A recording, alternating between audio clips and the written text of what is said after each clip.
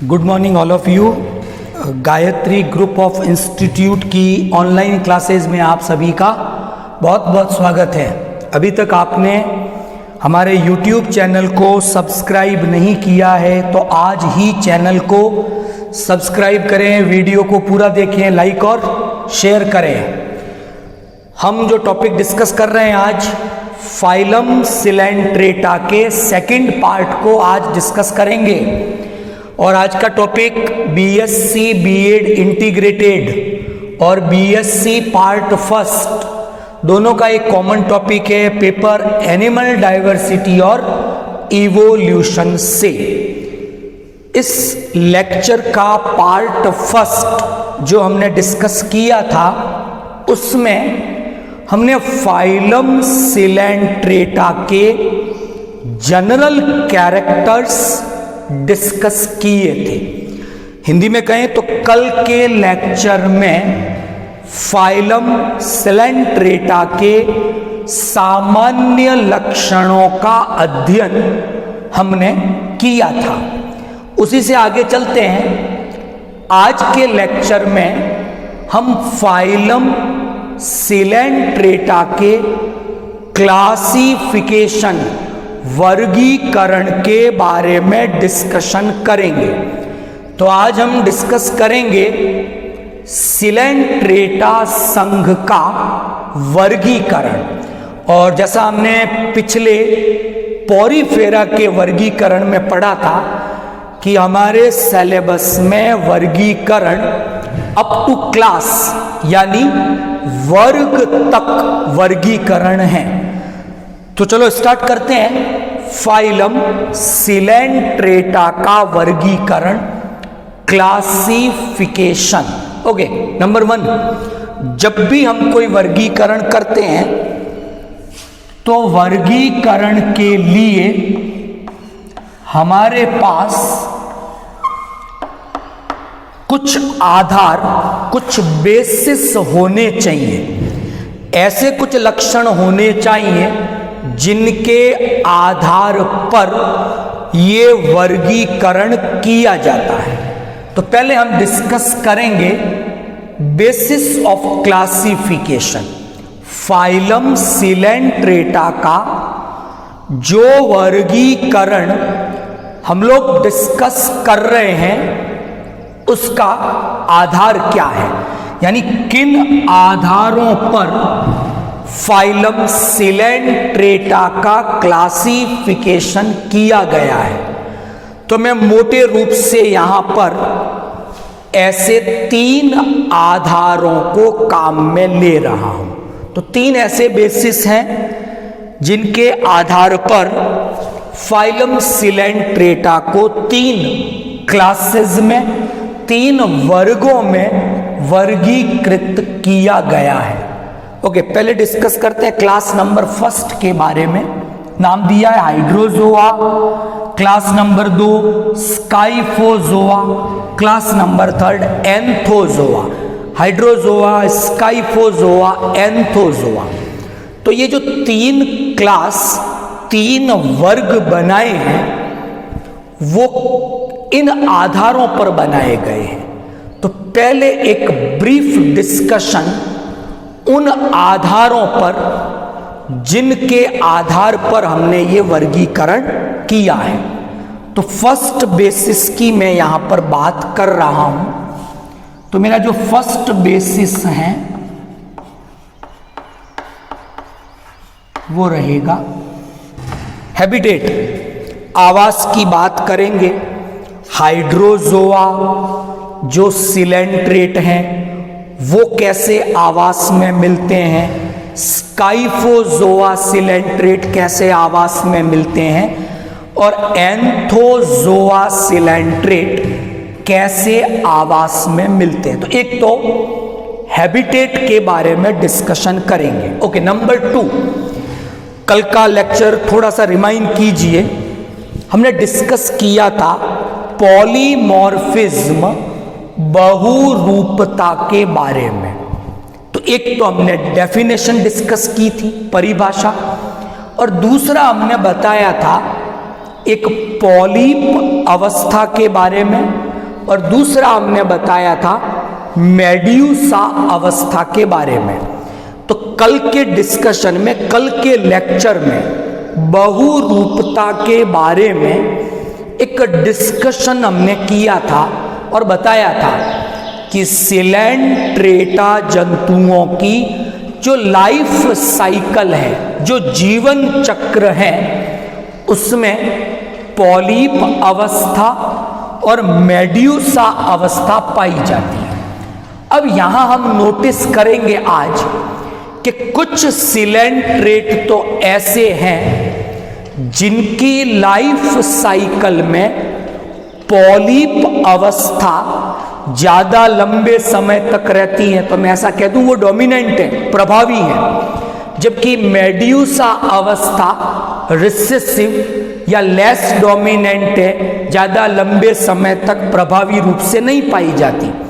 ऐसा ही दूसरी ओर ये भी हो सकता है कि कुछ सिलेंट्रेट ऐसे होंगे जिनमें मेड्यूसा डोमिनेंट हो, पॉलीप लेस डोमिनेंट हो। तो ऐसी कुछ स्थितियां, ऐसे कुछ विकल्प हमें मिलेंगे। तो वर्गीकरण का मेरा दूसरा आधार ये रहेगा कि जीवन चक्र में जो दो अवस्थाएं हैं, पॉलीप और मेड्यूसा, इनमें से कौन डोमिनेंट है और कौन रिसेसिव है, लेस डोमिनेंट है। तो सिलेंट्रेटा के क्लासिफिकेशन का जो दूसरा आधार होगा वो होगा पॉलीप या मेड्यूसा। इन दोनों में से प्रभावी अवस्था कौन सी है और अप्रभावी अवस्था कौन सी है। तीसरी बात हम करते हैं वो है गॉनेड का डेवलपमेंट, कि जो जनद बनेंगे, मेल गॉनेड, फीमेल गॉनेड्स, तो जो जनद बने, तो हमने कल डिस्कस किया था कि सिलेंट्रेट हैं, ये डिप्लोब्लास्टिक है, मतलब द्विकोरक स्तरीय जंतु हैं, मतलब शरीर में दो ही जनन स्तर है। एक्टोडर्म को हमने नाम दिया था एपिडर्मिस और एंडोडर्म को नाम दिया था गैस्ट्रोडर्मिस। इसका मतलब या तो गॉनेड का डेवलपमेंट एपिडर्मिस से होगा यानी एक्टोडर्मल हो गया, या गॉनेड का डेवलपमेंट गैस्ट्रोडर्मिस से होगा यानी एंडोडर्मल होगा। तो कुछ सिलेंट्रेट ऐसे होंगे, अभी डिस्कस करेंगे हम, जिनका गॉनेड एपिडर्मल ओरिजिन का होगा। कुछ सिलेंट्रेट ऐसे होंगे जिनका गॉनेड एंडोडर्मल यानी गैस्ट्रोडर्मल ओरिजिन का होगा। तो बेसिकली मैंने फाइलम सिलेंट्रेटा को 3 क्लासेस में क्लासीफाई किया है। तो पहले तो हम नाम याद कर दें। जो पहला वर्ग है उसका नाम है हाइड्रोजोआ। जो दूसरा क्लास या वर्ग है उसका नाम है स्काइफोजोआ। और जो तीसरा वर्ग है, क्लास है, उसका नाम है एंथोजोआ। और हमने जो ये वर्गीकरण फाइलम सिलेंट्रेटा का किया है वो इन 3 लक्षणों के आधार पर किया है। आवास, नंबर 2 जीवन चक्र में पॉलीप अवस्था ज्यादा विकसित या प्रभावी है, या जीवन चक्र में मेड्यूसा अवस्था ज्यादा प्रभावी या विकसित है। और तीसरा आधार है कि शरीर में जो जनद गॉनेड का परिवर्धन डेवलपमेंट होगा वो एपिडर्मल है या गैस्ट्रोडर्मल होगा। तो इन 3 आधारों पर हमने 3 क्लासेस बनाई हैं, एक एक करके डिस्कस करेंगे और फिर हर क्लास के कुछ एग्जाम्पल्स हम डिस्कस करेंगे। तो एग्जाम में आपके 7.5 नंबर का एक बड़ा क्वेश्चन सिलेंट्रेटा पर बनता है। तो आपको पार्ट फर्स्ट यानी सिलेंट्रेटा के सामान्य लक्षण वो भी लिखने हैं, वर्गीकरण का आधार क्या है वो भी अपने आंसर में मेंशन करना है, और फिर क्या वर्गीकरण है, हर वर्ग के महत्वपूर्ण बिंदु क्या है, और सभी के उदाहरण आपके आंसर में आने चाहिए। तो शुरुआत करते हैं पहले क्लास नंबर फर्स्ट हाइड्रोजोआ से। ओके, नंबर 1,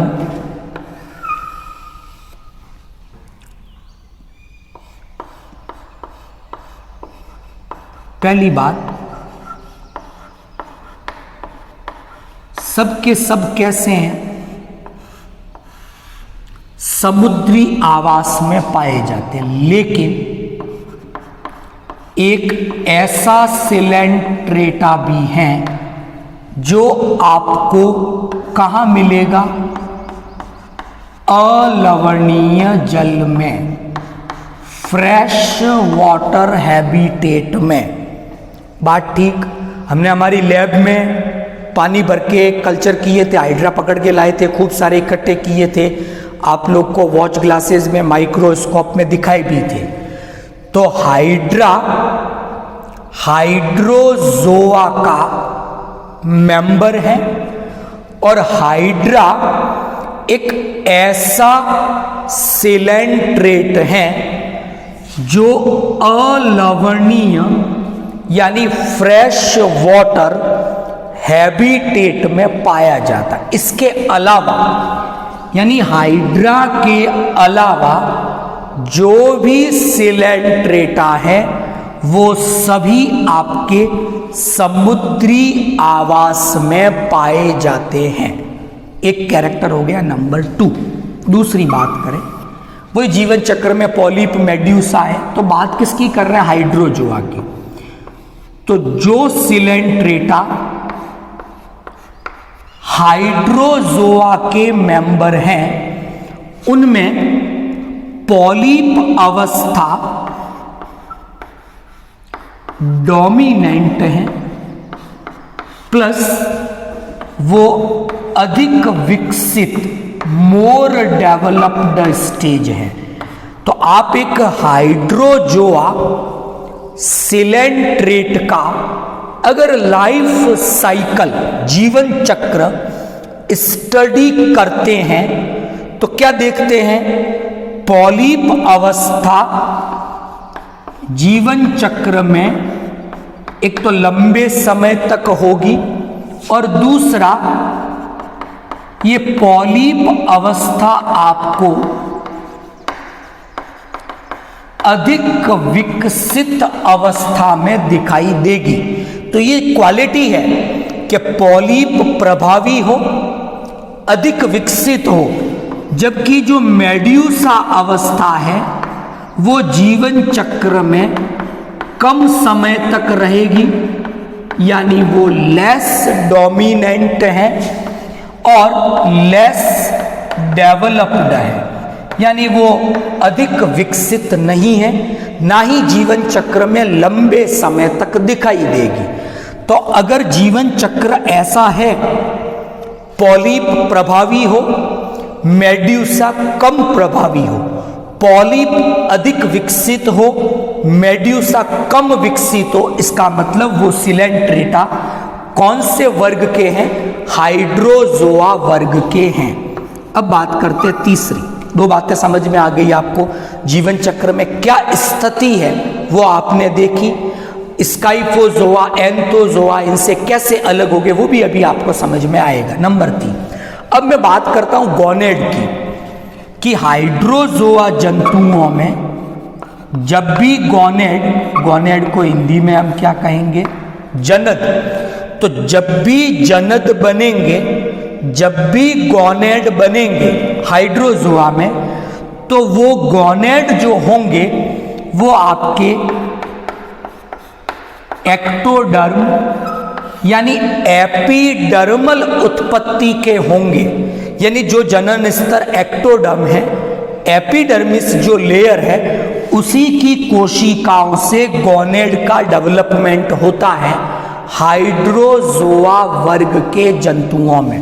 एक एग्जाम्पल तो मैंने डिस्कस किया इसका, क्या? हाइड्रा, बात याद रहेगी। दूसरा एग्जाम्पल है इसका ओबेलिया, बात ठीक। ओबेलिया आपके सेकंड पेपर में एक डिटेल चैप्टर है, वहां इसके बारे में आपने डिस्कस किया होगा, पढ़ा होगा। तो हाइड्रोजोआ के दो मेंबर हो गए, हाइड्रा, ओबेलिया। तीन जो कैरेक्टर्स हैं, लक्षण हैं हाइड्रोजोआ के, वो मैंने डिस्कस किए। तो जिन जिन सिलेंट्रेट में ऐसी स्थितियां हैं, ऐसे लक्षण हैं, उनके वर्ग का नाम हाइड्रोजोआ दिया गया है। चलो मैं नेक्स्ट आगे बढ़ता हूं। अब क्लास नंबर 2 पर सेकंड जो क्लास है हमारा, दूसरा जो वर्ग है, उसे नाम दिया गया स्काइफोजोआ। अगर मैं स्काइफोजोआ जंतुओं को देखता हूं, they are look like a cup और अम्ब्रेला, छतरी के जैसे दिखेंगे, एक कटोरी नुमा ये जंतु दिखते हैं। अब स्काइफोजोआ के पहले कैरेक्टर की बात करें, नंबर 1 ऑल आर मैराइन, सबके सब समुद्री है। यहां मैंने एक अपवाद डिस्कस किया था, कई तरह के कंपटीशन एग्जाम में पूछा जाता है, अलवणीय यानी फ्रेश वाटर सिलेंट्रेट का नाम दीजिए, तो हाइड्रा है, वो इसका मेंबर है। स्काइफोजोआ में ऐसा कोई अपवाद नहीं मिलेगा, जितने भी मेंबर्स होंगे वो सभी समुद्री आवास वाले होंगे, मैराइन वाटर हैबिटेट वाले होंगे। नंबर 2 बात करते हैं वही पॉलिप और मेड्यूसा की। उल्टा है यहाँ पर, क्या होगा स्काइफोजोआ को, कि जब हम एक स्काइफोजोआ जंतुओं की लाइफ साइकिल की स्टडी करें, किसकी कर सकते हैं? मैं एक एग्जांपल लेता हूं आपके लिए, जेलीफिश, ऑरेलिया कहते हैं जिसको, ये भी हमारे सेकंड पेपर में सिलेबस में। तो ऑरेलिया या जेलीफिश की कंप्लीट लाइफ साइकिल की जब हम स्टडी करते हैं तो क्या देखते हैं कि उनके जीवन चक्र में, लाइफ साइकिल में मेड्यूसा जो स्टेज है वो आपकी क्या है? डोमिनेंट है और वेल डेवलप्ड है, ज्यादा विकसित है, मोर डेवलप्ड है। यहां क्या था? उल्टा था, पॉलिप प्रभावी था। यहां कौन प्रभावी है? मेड्यूसा। यानी जीवन चक्र में लंबे समय तक कौन सी अवस्था दिखाई देगी? मेड्यूसा। किसमें? स्काइफोजोआ में। हाइड्रोजोआ में लंबे समय तक कौन सी अवस्था दिखाई दे रही थी? पॉलिप। तो उल्टा हो गया यहां पर। तो यहां पॉलिप अवस्था आपकी कम प्रभावी है, जीवन चक्र में लंबे समय तक दिखाई नहीं देगी। ये ज्यादा विकसित भी नहीं है, अपहासित अवस्था में है, कम विकसित है। तो दूसरा अंतर हुआ, यह दूसरी क्वालिटी हुई स्काइफोजोआ की, ये ऐसे सिलेंट्रेट हैं जिनके जीवन चक्र में मेड्यूसा अवस्था अधिक प्रभावी है, अधिक विकसित हैं, जबकि पॉलिप अवस्था कम प्रभावी है, जीवन चक्र में बहुत कम समय तक रहेगी और अधिक विकसित भी नहीं होगी। तीसरी बात, यहां हमने कहा था गोनेड एपिडर्मल है, यहां पर गोनेड आपके दूसरा जो लेयर है एम्ब्रियोनिक एंडोडर्म, गैस्ट्रोडर्मल, यानी जो गैस्ट्रोडर्मिस है उनकी कोशिकाओं के द्वारा विकास हुआ। किसका? गोनेड का, जनदों का। तो यहां पर मैंने बिल्कुल ब्लैक बोर्ड समरी के रूप में लिख भी दिया है, आपको समझ में भी आ गया होगा कि जो सिलेंट्रेट हाइड्रोजोआ में है और जो सिलेंट्रेट स्काइफोजोआ में, उनमें क्या डिफरेंसेस हैं। तो 3 डिफरेंसेस आपने यहां पर देखे। दो एग्जाम्पल मैंने लिए थे इसके, इसका भी एक एग्जाम्पल ले लेते हैं, राइजोस्टोमा। तो एक ऑरेलिया जेलीफिश कहते हैं जिसको, और राइजोस्टोमा वो एग्जाम्पल है स्काइफोजोआ का। यहां तक कोई दिक्कत नहीं, क्लियर। आगे चले, जो हमारा तीसरा क्लास है फाइलम सिलेंट्रेटा का, उसका नाम है क्लास नंबर 3 एंथोजोआ। बात ठीक है, डिस्कस करते हैं। नंबर 1, ये भी आपके सब के सब ऑल आर मैराइन, ये भी सब समुद्री है, मतलब कोई एक्सेप्शन नहीं। तो पहले में एक एक्सेप्शन था हाइड्रोजोआ में, स्काइफोजोआ में सभी समुद्री, एंथोजोआ में भी सभी समुद्री सदस्य हैं। यानी एंथोजोआ वर्ग के जो भी जंतु, जो भी सिलेंट्रेट है, वो आपको सबके सब समुद्री आवास में मिलेंगे। नंबर 2, अब मैं अगर एंथोजोआ के लाइफ साइकिल को देखता हूं तो कहां देख सकते हैं, आप सबने सुना होगा कोरल्स के बारे में, प्रवाल के बारे में, फिर वो बाद में प्रवाल भित्तियां बनाते हैं, उन्हीं के कंकाल से जो कैल्शियम कार्बोनेट का है वो जमा होता जाता है समुद्र के तल में, फिर प्रवाल भित्तियों का निर्माण होता है। तो जो प्रवाल है, कोरल्स है, they are the example of class Anthozoa. Corallium याद कर ले, फंजिया याद कर ले, ये सब आपके एंथोजोआ वर्ग के सदस्य हैं। तो सबके सब कहां मिलेंगे, समुद्री आवास में। अब मैं इनके जीवन चक्र को देखूं तो जीवन चक्र में आपको केवल कौन सी अवस्था मिल रही है, पॉलिप। मेड्यूसा अवस्था सामान्यतः नहीं है, और अगर होगी भी तो लेस डोमिनेंट, अल्प विकसित, अपहासित। सामान्यतः मेड्यूसा नहीं है। जीवन चक्र में आपको केवल कौन सी अवस्था दिखेगी, पॉलिप अवस्था ही दिखेगी। अलैंगिक विधि से पॉलिप जनन करेगा और एक बड़ी कॉलोनी का निर्माण करता है, कोरल कहलाती है वो।